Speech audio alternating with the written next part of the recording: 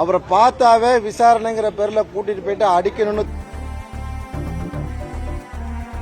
மிருகத்தனமா அடிச்சதுல அவருக்கு அடிப்பட்டதால தான் ரத்தம் உறைஞ்சிருக்கு அப்படிங்கறத உறுதி செய்யறாங்க. இல்லன்னு காவல்துறை பொய் சொல்றாங்க. விழுந்தாருன்னா எங்க விழுந்தாரு? மதுரை மாவட்டம் சிந்தாமணி காவல் நிலைய எல்லைக்குட்பட்ட அனுப்பநாடி கிராமத்தை சேர்ந்தவர் தான் இப்போ காவலர்களால் அடித்து கொலை செய்யப்பட்ட பரமசிவம் பூசாரி அவர்கள். நம்ம அமைப்பில் பூசாரிகளை ஒருங்கிணைக்கிற மிக உன்னதமான பணியை செஞ்சுக்கிட்டு இருந்தாங்க. அவரை பார்த்தாவே விசாரணைங்கிற பேரில் கூட்டிட்டு போயிட்டு அடிக்கணும்னு தோணாது. ஒரு சாமியார் போல இருப்பார். அவரை விசாரணைங்கிற பேரில் ரெண்டு தாய்மார்களுக்கு இடையில பிரச்சனை. இதுக்கு காவல்துறை யாருடைய தூண்டுதல்னு தெரியல, இவ்வளோ அக்கறை காட்டி அவரை காவல் நிலையத்துக்கு கூட்டி போய் மிருகத்தனமா அடிச்சதுல அவர் காவல் நிலையத்துக்கு உள்ளேயே கீழே விழுந்திருக்கிறாரு. விழுந்ததுல அவருக்கு தலையில பலமா அடிபட்டிருக்கு. அதற்காக என்ன பண்ணிருக்காங்க, உடனே காவல்துறைய அவரை ஜிஹெச்சுக்கு கூட்டிட்டு போயிட்டு மாத்திரையை மட்டும் வாங்கி கொடுத்துட்டு அங்க எந்த ரிஜிஸ்டரும் பண்ணாம வீட்டுக்காரம்மா கிட்ட இவரை கூட்டிட்டு போங்க, ஒன்னும் அடியெல்லாம் படல, கூட்டிட்டு போங்க, விசாரணைக்கு கூட்டிட்டு போயிட்டு அடிச்சுட்டு எந்த வழக்குமே போடாம இவரை கீழே தள்ளி விட்டு அடிச்சோன்னு இவர் மயக்கமாகி வாந்தி எடுக்கவும் ஏதோ நடந்துருச்சுன்னு சொல்லிட்டு உடனடியா அனுப்பி விட்டுறாங்க. அவர் வீட்டுக்கு வந்து திரும்பவும் ஜிஹெச்ல போய் அட்மிஷன் ஆகுறாரு. மண்டை அடிபட்டிருக்கு, ரத்த கசிவு ஏற்பட்டிருக்கு நாங்க ஜிஹெச்ல சொல்லவும் அவங்க வீட்டுக்காரமா தனியார் மருத்துவமனைக்கு வேலம்மாள் கூட்டி போய் அங்க பார்க்கும் போது அவங்களும் அதை உறுதி செய்யறாங்க. அடிப்பட்டதால தான் ரத்தம் உறைஞ்சிருக்கு அப்படிங்கறத உறுதி செய்யறாங்க. உடனடியா ஆபரேஷனுக்கு ஏற்பாடு பண்றாங்க. ஆபரேஷன் முடியுது. அது பலனளிக்காம அவங்களுடைய கொடூர தாக்குதல்ல பரமசிவம் பூசாரி இறந்து விடுகிறார்.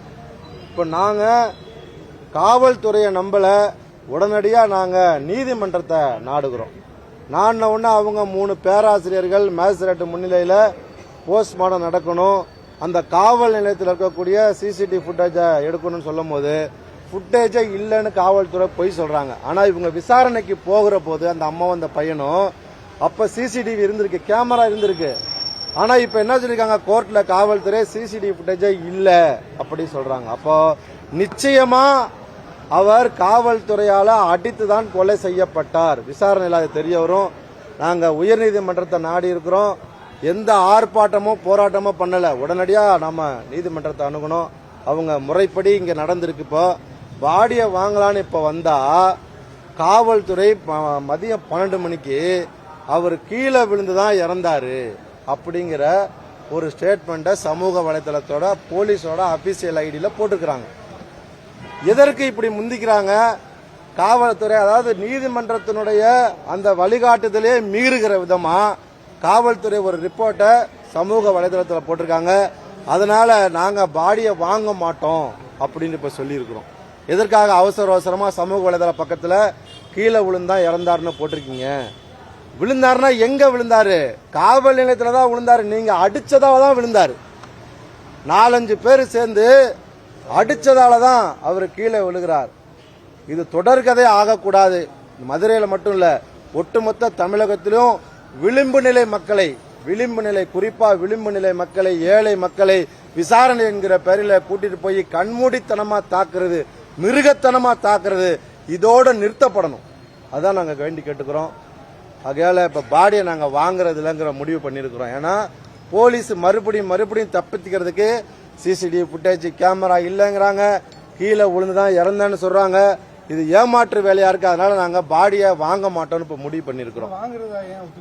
நம்ம கோர்ட்டுக்கு போயிட்டோம். கோர்ட்ல இருந்து மேஜிஸ்ட்ரேட்டு பேராசிரியர்களை வச்சு நம்ம பிஎம் பண்ணலாம்னு சொன்னாங்க. சரி முறைப்படி அது நடக்கும் அப்படின்னு பார்த்தா போலீஸ் இப்ப திரும்பவும் ஒரு பொய்ய சொல்றாங்களே. அப்படிங்கும்போது நாங்க வாங்க மாட்டோம், வாங்க மறுக்கிறோம். இப்போ இன்னும் வரல, இனிமேதான் எல்லாமே வரும்.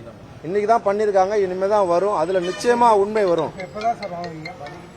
இப்ப காவல்துறையை இந்த மாதிரியான ஒரு தப்பை பண்ணிட்டு திரும்ப அதை நியாயப்படுத்துற விதமா நடந்தா நாங்க எப்படி அதை ஏத்துக்கிறது? இன்னைக்கு ஒருத்தருக்கு நடந்துருச்சு, இது எப்படியே தொடர் கதையா ஆகுதுன்னு வச்சுங்களேன் இந்த ஆட்சியிலையும். ஆட்சி மாறினாலும் காட்சி மாறாத கதையா தொடர்ச்சியாக இதெல்லாம் நடந்துக்கிட்டே போனால் யார் தான் இதெல்லாம் கேட்கறது? பூசாரி பரமசிவத்தினுடைய மரணமாவது இதுக்கெல்லாம் ஒரு தீர்வை கொடுக்கணும். அதனால நாங்கள் வாங்க மறுக்கிறோம்.